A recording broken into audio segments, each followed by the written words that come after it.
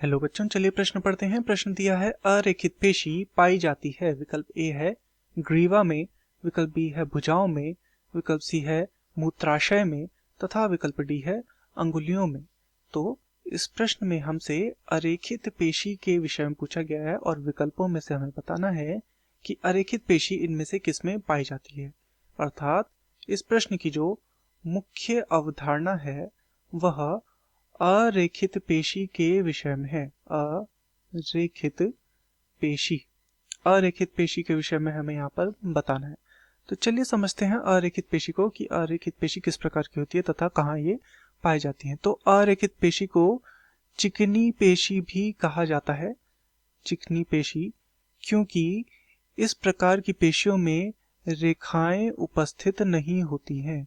रेखाएं यहाँ पर देखने को नहीं मिलती है, इसलिए इन्हें अरेखित या चिकनी पेशी कहा जाता है। ये जो पेशियां होती हैं ये अनैच्छिक पेशी होती हैं, अर्थात इन्हें अपनी इच्छा अनुसार नियंत्रित नहीं किया जा सकता। ये अनैच्छिक पेशियां होती हैं तथा ये अकंकाली पेशी भी होती हैं। अकंकाली पेशी भी ये होती हैं। कौन सी? अरेखित पेशियां जो होती हैं। इसके अतिरिक्त ये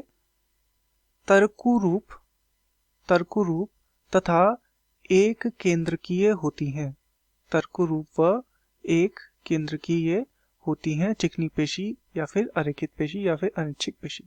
तो चलिए विकल्पों को देखते हैं कि यह अरेखित पेशी किसमें पाई जाती है। विकल्प ए है ग्रीवा में। तो ग्रीवा में जो पेशी होती है वह रेखित पेशी होती है, ना कि अरेखित पेशी। तो ये क्या हो जाएगा? ये हमारा गलत हो जाएगा। विकल्प बी है भुजाओं में।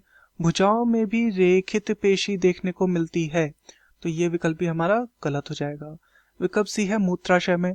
मूत्राशय में हमें अरेखित पेशी देखने को मिलती है जिसे हम नियंत्रित नहीं कर सकते, तो ये जो है मूत्राशय में बिल्कुल हमारा सही उत्तर है।